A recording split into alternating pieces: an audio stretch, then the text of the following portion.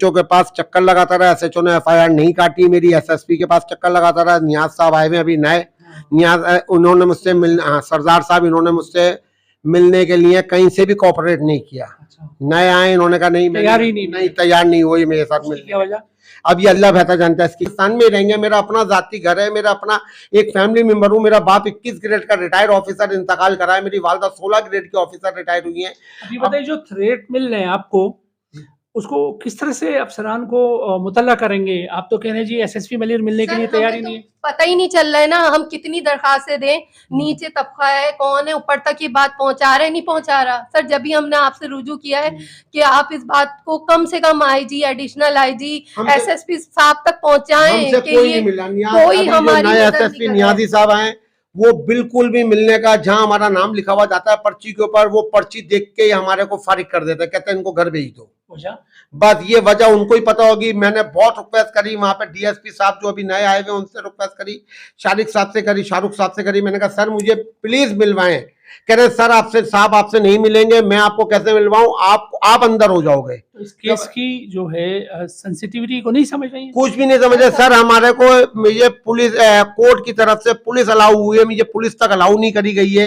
मेरे वकील ने मुकदमा, क्योंकि उन्होंने, मेरा वकील भी कहता है कि तुम्हारी जान को, माल को, बीवी को बहुत खतरा है। अल्लाह ना करे तुम दोनों में अभी बाइक पे आते, उड़ा सकता है तुम्हें बाइक के साथ। जब इतने काम कर सकता है, पुलिस तुम्हें धमका रही है, डरा रही है, तो लिहाजा ये तो बहुत कुछ कर सकता है। पुलिस का शेर है। जो हमारी गाड़ी में चढ़ सकी गई थी उसमें 3 से 4 पुलिस वाले मुलविस थे, और वो पुलिस में माल खाने में से चर्च निकाली हुई थी। अच्छा, पुलिस मुलविस थी उसमें? पुलिस मुलविस थी उस चर्च के अंदर, माल खाने से निकाल के दिया गया। माल खाने की चर्च थी वो। जब वो मालूमात हुई है तो पुलिस माल खाने की चर्च थी, वो बरामद हुई है कि पुरानी चर्च थी, और पुलिस को पैसा देके उस गाड़ी में रखवाई गई है।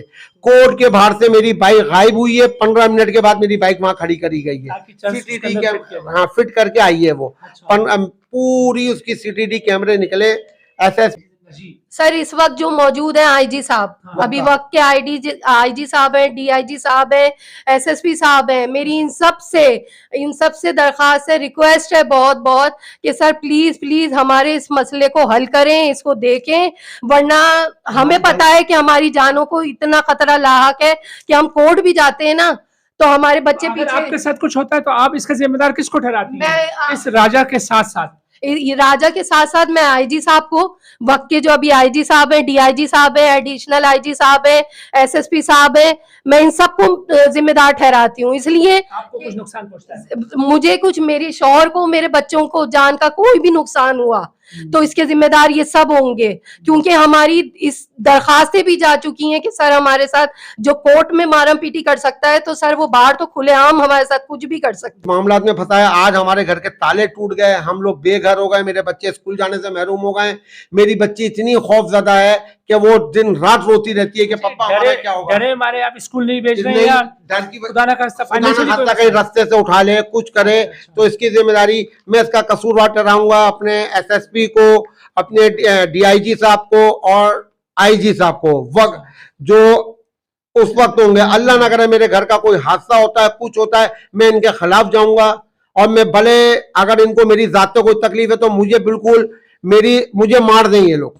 मैं इनसे कहता हूं कि मुझे मार दें, वो ज्यादा बेहतर है। मेरी फैमिली बहुत परेशान है सर। अल्लाह का वास्ता आपके पास 2 सालों का चक्कर लगा सके। डीआईजी ऑफिस तक में दरखास्तें दे के थक गया हूं मैं, आईजी ऑफिस तक गया हूं। हम मियां बीवी दोपहर में, दिन में, रात कुछ नहीं देख रहे। चक्कर रेंजर्स के पास हमने सबसे पनाह मांगी, मगर राजा आसिफ एक वाहिद ऐसा मुजरिम है जिसको मैं कहता हूं कि किसी पार्टी में ऐसा मुजरिम नहीं तैयार हुआ होगा जो राजा आसिफ को शाह लतीफ में तैयार करा है। पुलिस की सपोर्ट से ये तैयार हुआ है। और जिस तरह से कल ये मफरूर हुआ है, इस वाकये को कैसे देखती हैं कि ये वजात खुद सिंध पुलिस के लिए एक बहुत बड़ा सवालिया निशान नहीं समझती आप? सर हम तो यही कह रहे हैं कि पुलिस वाले कैसे बर्दाश्त कर रहे हैं इतना बड़ा मुजरिम जो पुलिस पे ही सारा दारो मदार डाल रहा है। इदारे के लिए भी इदारे पे डाल दिया है उसने। आप एफआईआर पढ़े तो उसमें कहीं पे भी ये नहीं लिखा हुआ कि पुलिस ने इसको कुछ इसके साथ दिया या क्या। इसने उल्टा ये बताया है कि वो इसी को मारने, इसी को टारगेट करने लेके जा रहे थे। अच्छा। जिसपे इसने जान बचाई है अपनी। अच्छा, पुलिस को पर ये तोहमत लगाई? जी सर। अच्छा, पुलिस के ऊपर ये तोहमत लगाई कि भाई पुलिस मुझे मुकाबला शो कर रही थी हाँ। और इनकाउंटर कर रही थी, जी, इसीलिए जी। मैंने जान छुड़ाई। जी मैं इसलिए मैं भाग गया हूँ। अच्छा, और सर इसके तो अंदर एक एक बताइए, क्वालिटी एक सबसे बड़ी एक है। मसला जो है वो कोर्ट में चल रहा है, उसमें पुलिस इनकाउंटर कैसे कर सकती है, ये काबिल फहम है? सर यही हम जब ये बात आम बंदा होके समझ सकते हैं तो सर ऊपर के अफसरान को तो ये बात ऑलरेडी समझ आ चुकी होगी कि ये ऐसी कहानी है, ये कुछ वो थोड़ी है सर। ये फाइनली आपने उसको अरेस्ट करवाया? मैंने फाइनली उसको अरेस्ट कराया, उसको बहुत तीर मारा, महीने भर भी उसको जेल में नहीं रखा गया, उसको भगाने में पूरी प्लानिंग के साथ, उस पूरी प्लानिंग के अच्छा, साथ भगाया क्या गया। आपके सामने कोर्ट में पेश हुआ था ये? मेरे सामने पेशियों पे आता रहा, इसने बकायदा मेरे एक डेट के ऊपर इसने मेरे पे कोर्ट जेम 4 के ऊपर मुझे मारा है, हथकड़ियों के समेत मेरा गला दबाने की, जान से मारने का, अच्छा, जान से मारने का प्लान करा, मुझे चैन से गला दबाया। इसका सीडीडी कैमरा कोर्ट के अंदर है अच्छा, और प्रूफ है, मगर उसके बावजूद मैं एसएचओ के पास चक्कर लगाता रहा। एसएचओ ने एफआईआर नहीं काटी मेरी, कौन से थाने से? मलिर सिटी थाने से। जी, मैंने सुना, हाँ, जी, अदनान बुखारी साहब हाँ, एसएचओ हैं यहाँ पे, हाँ, उन्होंने बहुत समझ लिया हमारे साथ वो करा कि मैं अभी आपको यूं है, ऐसा है, वैसा है। राजा आसिफ का नाम सुन के सारे एसएचओ कांपने लगते हैं। एफआईआर के बावजूद, हमारे पर हाथ उठाने के बावजूद उसको अरेस्ट भी नहीं किया जा रहा है। और सर अगर अरेस्ट करवा देते हैं तो इस तरह उसको फरार करवा दिया जाता है। जी। सर वो कितना बड़ा ये जो हमारे लिए, मफरूरी है, ये कोई छोटी बात तो सर नहीं इसके है। बाद तो वो अजाब जी। बन गया है हमारे लिए। किसी वक्त भी हमारे साथ जो बंदा इतना बड़ा कारनामा कर आपको सकता है। धमकियां क्या क्या देता है? सर धमकियां क्या, मेरे बच्चों को अगवा करने की धमकियां, कभी कहेगा जान से मार दूंगा हस्बैंड को, कभी कहेगा तुमने मेरे खिलाफ ही करवाया हुआ है, तुम्हारे साथ मैं कुछ भी कर सकता हूँ, कोई गलत हरकत। धमकियां देता है कि हमारे तुम्हारे ऊपर, तुम शालतीफ आओ या कहीं एफआईआर के लिए आते हो तो तुम्हारे ऊपर तेजाब फेंक दूंगा। अच्छा, आपके ऊपर तेजाब फेंकने की धमकी दे रहे हैं? सर हमें तो वो देता ही देता था, साथ साथ लोग भी डराते थे कि आप कंप्लेन लेके शालतीफ के थाने भी ना हो, अच्छा, क्योंकि आपके साथ रास्ते में कुछ कर देगा।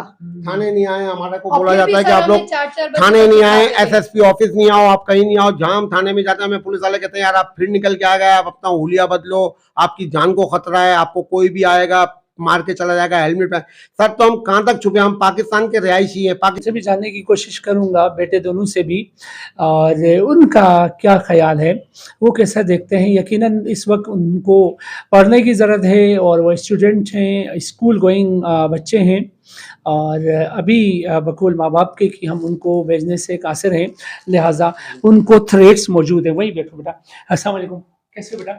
वालेकुम अस्सलाम जी खैरियत ठीक। से? अच्छा, क्या लग रहा है आपको ये तमाम चीज़ें क्यों हो रही है, जहाँ इदारे भी मौजूद हैं और रियासत भी है, और फिर ये रियासत नाकाम क्यों नज़र आ रही है एक शख्स को गिरफ्तार करने में, जो कि क्या है, आप लोगों को मारने की, जान से मारने की और उठाने की, अगवा करने की, आपकी मामा को जो है वो तेज़ाब फेंकने की धमकियां दे रहे हैं। क्या मैसेज देंगे अफसरान को? यकीनन उनके भी बच्चे हैं। आप आईजी साहब बज़ात खुद बहुत अच्छे इंसान हैं, उन तक हो सकता है आपकी ये बातें नहीं पहुंची हो, मगर बेटा अल्लाह करे हमारी ये जो है कवरेज पहुंचे उन तक। और क्या मैसेज देंगे मेरे बच्चा? सर हमारे स्कूल जाने के ये भी हुआ है और हमारे मम्मा पापा को सेफ्टी चाहिए, हमें सेफ्टी चाहिए ताकि हम स्कूल जाएं, हम बाहर निकल सकें।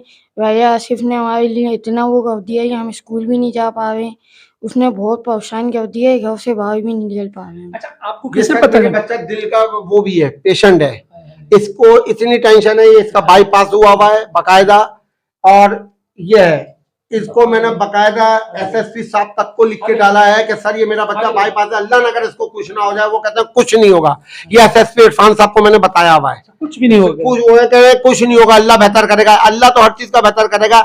मेरी गाड़ी घर के बाहर खड़ी होती है, उसने बकायदा खुलेआम ऑफर दी कि मैं घर गाड़ी को आग लगा के जाऊंगा, मैं ये करके जाऊंगा।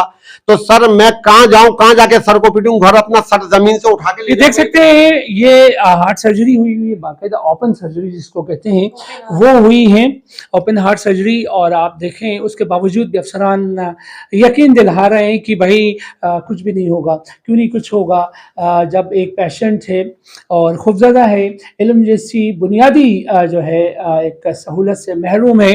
अच्छा बेटा, कौन सी क्लास में पढ़ता हो? मैं 5 में आया हूँ 5 में हूँ। जी। अब आप क्या कहना चाहेंगे बच्चा? मैं ये कहना चाहूँगा कि इनको चाहिए कि हमें सेफ्टी दें और हमारी ये बातों को अपने दिमाग में ये करें कि हमें इसका हल करें कुछ, क्योंकि हम तो ऐसे तो हम कुछ नहीं, ना हम स्कूल जा पा रहे हैं, ना हम घर से बाहर निकल पा रहे हैं। हम तो घर के अंदर ही बैठे बैठे पागल हो जाते हैं। रात सुबह पप्पा जाते हैं, पप्पा लोग शाम तक आते हैं, हम तो अकेले डरते हैं। कोई बैल बजाए, कोई आ जाए, दूध वाला आ जाए, हम तो दरवाज़ा खोलने को भी डरते हैं। तो हमें अपना इंसाफ चाहिए, उनसे बोलेंगे इंसाफ करें इस बार। जी जनाब, अफसरान के पास अगर जवाब है तो दे दे, मेरे पास तो कोई जवाब नहीं है। इन बच्चों को तो है, अब मैं मुतमईन कर सकूं बेटा यहाँ रियासत है और रियासत के बासी हैं हम, मैं कुछ नहीं कह सकता। यकीन जानिए इस तरह की कवरेज जब करते हैं हम तो यकीन जानिए हमारे रोंगटे खड़े हो जाते हैं। न जाने ये जो लोग जिन्होंने एक्शन लेना है ये किस दिमाग के, किस दिल के होते हैं, कितने संग दिल होते हैं कि चलें जी माँ बाप तो इस काबिल हैं, इस तरह के गमों को बर्दाश्त कर सकते हैं। अब ये बताया जाए ये बच्चे दोनों, इनका कसूर क्या है? यकीनन आईजी साहब, एडिशनल आईजी साहब, डीआईजी साहब, एसएसपी मलिर साहब, आपके भी बच्चे होंगे, उनका वास्ता है कि रहम खाएं खुदा के लिए। एक बंदा जो कि रियासत की रित को चैलेंज कर रहा है और रियासत उसके आगे ढेर हुई है, और वो देखें कल उसने दिखा दिया कि वो कितना बाअसर है, वो किस हद तक जो है आपकी नफरी को ख़रीद सकता है कि कल जेल की गाड़ी से वो मफरूर हो गया। हथकड़ियाँ कहाँ हैं उसकी, आया वो हथकड़ियाँ लगी हुई होंगी तो भी एक बहुत बड़ा सवालिया निशान है। अगर हथकड़ी नहीं लगाई है तो भी एक बहुत बड़ा सवालिया निशान है। क्या इस तरह बाअसर मुल्ज़िमान के साथ किसी भी रियासत में इस तरह का ट्रीट किया जाता है? क्योंकि मुझसे ज़्यादा पढ़े लिखे आप हैं, आप तमाम जो है वो पीएसपी अफसरान हैं, and you know better than me, आप ही इस चीज़ का हल निकाल सकते हैं। अल्लाह ना करे इनमें से किसी को भी कुछ होता है इस फैमिली में से, तो फिर यकीनन उस वक्त हम देखते हैं वक्त आईजी साहब भी उठ कर आते हैं उस मुतासरा घर में, वक्त का जो है वज़ीर आला साहब भी आते हैं, वक्त का गवर्नर भी आता है, और वक्त के जो है डीआईजी और एसएसपी साहिबान भी आते हैं। मगर उस वक्त कोई फ़ायदा नहीं है, वो कांदा तो कोई भी दे सकता है, मगर क्या है ज़िंदा रहते हुए जिस अजाब में ये फैमिली मुब्तला है उससे निकाला जाए, क्योंकि रियासत के लिए क्या है एक बहुत बड़ा सवालिया निशान है। और जहाँ रियासत होती है, जहाँ इदारे होते हैं, वहाँ इस तरह का जंगल का कानून हरगिज़ नहीं होता है। ये शहरी हैं, टैक्स पेयर्स हैं, ये आपसे जो है मदद के तलबगार हैं और इन्हें मदद नहीं मिलना। अब ये खातून, इनकी, इन बच्चों की माँ और ये जो बैठे हुए इनकी बीवी और किसी की बेटी और हम सब की इज़्ज़त है, इसको इज़्ज़त समझा जाए खुदा के लिए, और इस केस पे ज़रूर नज़रसानी करें। और उस शख्स को जो मफरूर हुआ है, जो कि रिट को चैलेंज किया, जो आज देखें मीडिया की एक जीना बना हुआ है, ये शख्स जो है वो वैन से फरार हुआ और उसको पेशी के बाद जो है पुलिस वालों ने फरार किया। बहुत सारी खबरें चल रही हैं, क्या इस पे भी नहीं जागेंगे तो कब जागेंगे?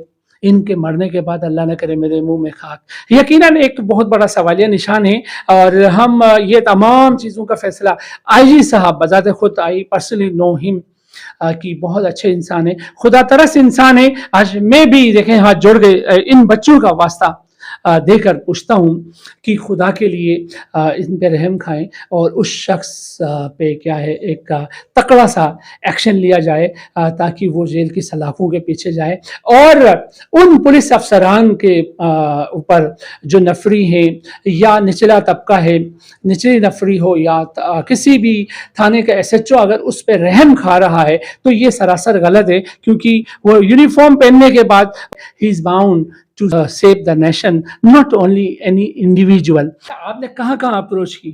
मैंने इसके लिए सबसे ज़्यादा एसएसपी साहब के पास करी, एसएसपी इरफान साहब के पास, मलिर, एसएसपी अरब मेहर साहब, अरब मेहर साहब जो थे उन्होंने हमारे साथ बेहतरीन कोऑपरेट किया। एसएसपी इरफान साहब ने वीआईपी कोऑपरेट किया, एसएचओ को पाबंद किया, डीएसपी साहब को पाबंद किया, मगर उसके बावजूद कोई रिजल्ट नहीं मिला। तो ये बताइए, अगर एसएसपी जो है वो एक्शन ले, निचला हमला काम नहीं करे, ऐसा हो सकता है? एसएसपी साहब अगर अपने हमले से काम कराएं तो ये काम एसएसपी के लिए 10 मिनट का भी नहीं है। हाथी के दांत लग रहे हैं ना, खाने की और दिखाने की और, है ना? अच्छा जी। एसएसपी साहब अगर चाहें तो ये 10 मिनट के अंदर कब्रिस्तान में भी दफन हो तो ये बाहर निकल के आ सकता है। आप नहीं समझती रियासत के अंदर रियासत कायम करने वाली बात है? बिल्कुल ऐसा ही है। अच्छा, अब ये बताइए, फाइनली आपने उसको अरेस्ट करवाया? मैंने फाइनली उसको अरेस्ट कराया। उसकी क्या वजह है? अच्छा। उसके बाद में बड़ा परेशान हो गया। मैंने कहा भाई अगर ये नहीं होता है तो फिर मैं आईजी के पास जाता हूँ, जी। डीआईजी के पास जाता हूँ। मेरी जब ये दरखास्तें गई इसने कि बाकायदा मुझे मारा गया है और मेरी वाइफ पे हाथ कोर्ट के अंदर भी उठाने की कोशिश करी, मगर मैंने अपनी वाइफ को बचाया। इसको पुलिस अमले ने देखा, वहाँ के वकीलों ने देखा और वहाँ के पेशकारों ने देखा, उसके बावजूद ये वहाँ की दरखास्त है पूरी। तो आपने ये जो उधर की वकील किया है दरखास्त जी। उनके जरिए आपने जज साहब से बात नहीं की? जज साहब से बात करी, जज साहब ने फौरन दरखास्त लेके रिसीव करी। उन्होंने कहा आप एफआईआर कटवाएं इसकी। अच्छा। तो एफआईआर कटवाने के लिए हम चक्कर लगाते रहे। हमारी एफआईआर भी 1 महीने के बाद कटी। यही कि हमने जो भी घर वगैरह खरीदा था वो एग्रीमेंट मेरे ही नाम पे हुआ था। अच्छा। जी, वो मेरे ही नाम से हुआ था। और उसके बाद जब इसने कब्जा देने के लिए हमें बुलाया था तो इसने हाथ भी मेरे ऊपर ही उठाया था। मैं, मेरे हस्बैंड थे ये और मेरे तीनों बच्चे साथ थे। इसको इतना कि गैरत भी कोई नामी चीज नहीं है कि किसी खातून के ऊपर, नामहरम के ऊपर हाथ उठाना? नहीं सर, और ज़बान का भी इंतहाई गंदा। उनके ये लगेगा नहीं, आप इससे मिलेंगे तो आपको बिल्कुल नहीं लगेगा कि ये ऐसा है, लेकिन ये उसके फ्रेंड कुछ और ही है। ज़ाहिर सी बात है ये इतने बड़े-बड़े कारनामे कर रहा है तो ये कोई आम शख्स तो होगा नहीं। पता है, उसके बावजूद इसकी तरफ से हमें थ्रेटिंग होती है कि हमारे साथ कभी भी कुछ भी कर देगा, और ये सर कर चुका है। इससे पहले हमारे पास इसकी और दरखास्तें हैं जो कि सिटीजन पोर्टल पे मैं फर्स्ट टाइम दी थी मैंने, और सर उसमें तो इसने हम दोनों हस्बैंड वाइफ पे चर्च रख दी थी बाइक में। अच्छा। कोर्ट के बाद जी इसके भाई सर, ने और वो भी हम इसके कोर्ट भाई में ने- मौजूद थे। इसके भाई ने और इसके साथियों ने सर हमारी गाड़ी वही शख्स है, वही उसके साथी हैं। 2021 से ये मामला चलता हुआ आ रहा है, फिर भी पुलिस वालों को समझ में नहीं आ रहा है सर कि सर उठा लेंगे, लेकिन आज तक वही राजा आसिफ है। और आप देखें 2023 आ गया है ये, अब एफआईआर के बावजूद, हमारे पर हाथ उठाने के बावजूद उसको अरेस्ट भी नहीं किया जा रहा है। और सर अगर अरेस्ट करवा देते हैं तो इस तरह उसको फरार करवा दिया जाता है।